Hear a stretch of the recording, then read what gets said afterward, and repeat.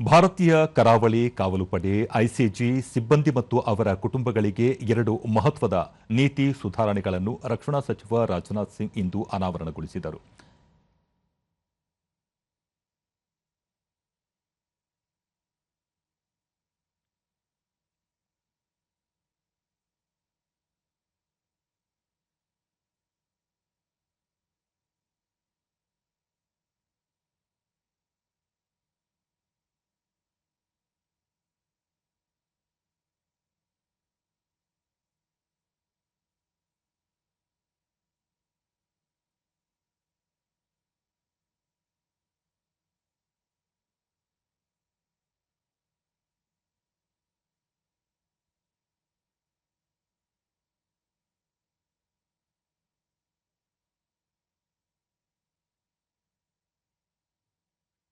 ಬಳಿಕ ರಾಜನಾಥ್ ಸಿಂಗ್ ಅಧಿಕಾರಿಗಳ ಸೇರ್ಪಡೆ ಮತ್ತು ಸೇವಾ ಪರಿಸ್ಥಿತಿಗಳಲ್ಲಿ ಲಿಂಗ ಸಮಾನತೆಯನ್ನು ಉತ್ತೇಜಿಸುವ ಗುರಿಯನ್ನು ಈ ನೀತಿ ಸುಧಾರಣೆಗಳು ಹೊಂದಿವೆ.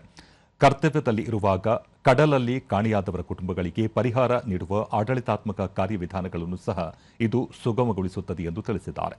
ಕಳೆದ 5 ದಶಕಗಳಲ್ಲಿ ಐಸಿಜಿಯ ಅನುಕರಣೀಯ ಸೇವೆಯನ್ನು ಶ್ಲಾಘಿಸಿದ ರಕ್ಷಣಾ ಸಚಿವರು 2027ರಲ್ಲಿ ತನ್ನ ಸುವರ್ಣ ಮಹೋತ್ಸವದತ್ತ ಸಾಗುತ್ತಿರುವಾಗ ಈ ಭವಿಷ್ಯದ ನೀತಿಗಳು ಪಡೆಯ ನೈತಿಕತೆ ಮತ್ತು ಕಾರ್ಯಾಚರಣೆಯ ಪರಿಣಾಮಕಾರಿತ್ವವನ್ನು ಮತ್ತಷ್ಟು ಬಲಪಡಿಸುತ್ತದೆ. ಐಸಿಜಿಯನ್ನು ಆಧುನಿಕ, ಸಮರ್ಥ ಮತ್ತು ಭವಿಷ್ಯಕ್ಕೆ ಸಿದ್ಧವಾಗಿರುವ ಕಡಲ ಪಡೆಯಾಗಿ ಬಲಪಡಿಸುವ ಪ್ರಧಾನಿ ನರೇಂದ್ರ ಮೋದಿ ನೇತೃತ್ವದ ಸರ್ಕಾರದ ಸಂಕಲ್ಪವನ್ನು ಪುನರುಚ್ಚರಿಸಿದರು. ಸಮುದ್ರದಲ್ಲಿ ಕಾಣೆಯಾಗುವ ಸಿಬ್ಬಂದಿಯ ಹತ್ತಿರದ ಕುಟುಂಬಕ್ಕೆ ಪರಿಹಾರ ಮತ್ತು ಆಡಳಿತಾತ್ಮಕ ಸುಲಭತೆಯನ್ನು ಇದು ತರಲಿದೆ.